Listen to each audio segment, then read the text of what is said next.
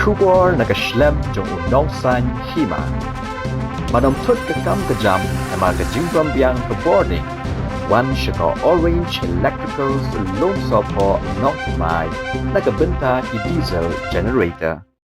Sarkar India lingba ka Ministry of Electronics and Information Technology hagasi balang kalapin bana ban khangno ne block ekjela kai PUBG but chispa khatnyau tuli ki weipat ki mobile apps kidan gumba sanpho million ngot kinoila kai PUBG haperthei borok away like no China he India kidon degi million ngot kinoila kai PUBG khamtam ki khna but ki samla Yagani ka Ministry kalale lingba ka Section 69A jong ka Information Technology Act but kikendon jong ka Information Technology Rules 2009 ka Sarkar India kalong bagini ki sispa khat pratali ki mobile apps kita egari hakaliang ka jinglong shngan but kiwei kini ki sispa khat pratali ki apps nalor jong ka PUBG ki kenthop ru ya ka WeChat ka Baidu but kiwei but kidon jia day but ki company ki batray kam na China kani ga jingkhang ya ki shispa khat pratali ki apps ka wanru akapor ba jia day hapreng ka India ba ka China ka sinjor khamtam hi benta jong ka Ladakh lai thoru ba ka Ministry of Electronics and Information Technology kala yo priang ki bubun ki jing ujor halor ka jing pendon kam bakla jong ki katu katne ki mobile apps ki badon ha ki phone Android but iOS lakno ba kita ki apps ki to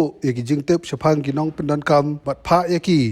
Shakijaka ki badon shabar kari India. Na kaliang Indian Cybercrime Coordination Center jo ka Ministry of Home Affairs kalapha ikajing ajing mot ban khang no ya kita ki mobile apps. Ka Sarkar India kalong bagani ki jingkhang ki mobile apps kaniada ki bobon ki nong pendan ka mobile but internet hagari. Kham hashwa ka Sarkar kalakhang ya san phokundai tali ki apps ki bapenmi na China kum ka TikTok but kiwei. Nolor kata kalakhang ru sa sau phunyau tali ki wei pat ki apps.